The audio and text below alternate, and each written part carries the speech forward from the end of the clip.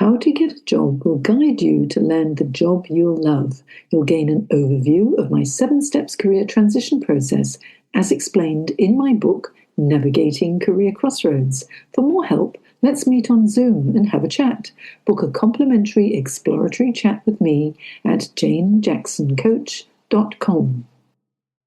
As we're going through this transition, obviously we need to regain or build back up some of our confidence, and stress obviously plays a role in keeping that down. So we need to manage that as well. But at some point, everybody's going to hit a point where they now have to begin to assess what makes them tick as they start to look about, okay, what am I going to do now? What am I going to do next?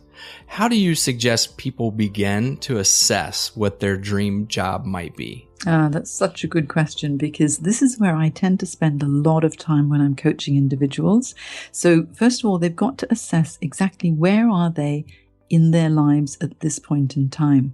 And taking something like what I call a life inventory is a wonderful thing, because a life inventory will assess where you are right now in your career. What have you done?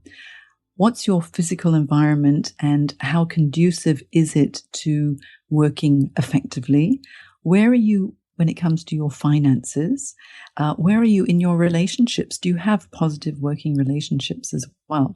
And so once you've assessed all of that, you'll be able to take stock of where you are in your life at this point in time, and you'll start to think what might be possible and might not. When it comes to a career, I encourage people to make a values-based exploration, because if you follow your true personal and career values, you'll be able to always be on the right path. It's almost like a compass. If you follow your values, it'll take you there. Whereas if you think, with your head and your heart, you'll probably never make a decision. You go in with your gut and your intuition and what your true values are. That will propel you forward. You need to also assess, what are your motivators? What are your demotivators? And they can be a whole variety of things. Perhaps it's what motivates you is being in a really positive team environment. Or maybe what motivates you is a very short commute to work. So that's important. So you've got to think of your motivators and demotivators. You need to assess also, where do your skills lie? What are your qualifications? What knowledge do you have? And what are your personal traits? Because that's what employers are going to be looking for. They're going to hire you because you solve a problem. So do you have the skills and knowledge to actually tackle that problem as well? And once you've done that, you can actually identify what's transferable and what's not if you're thinking of making a big change. Then you need to assess what might be your dream role.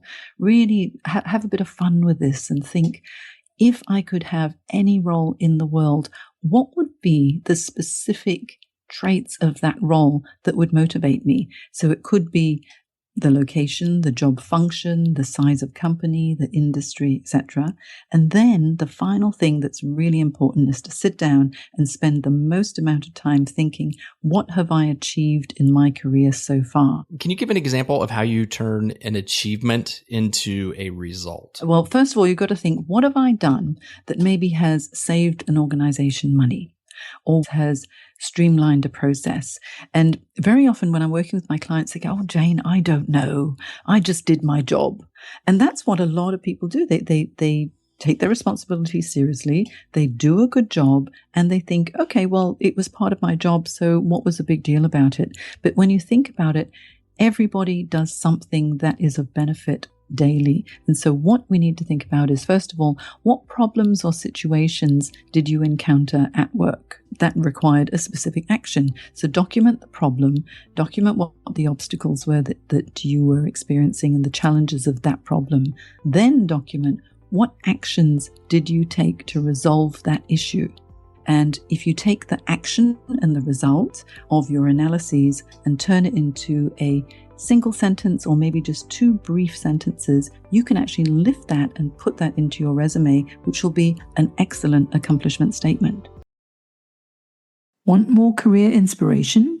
Go to janejacksoncoach.com and take my free career quiz to find out how to gain career clarity and the confidence to go for that job you'll love.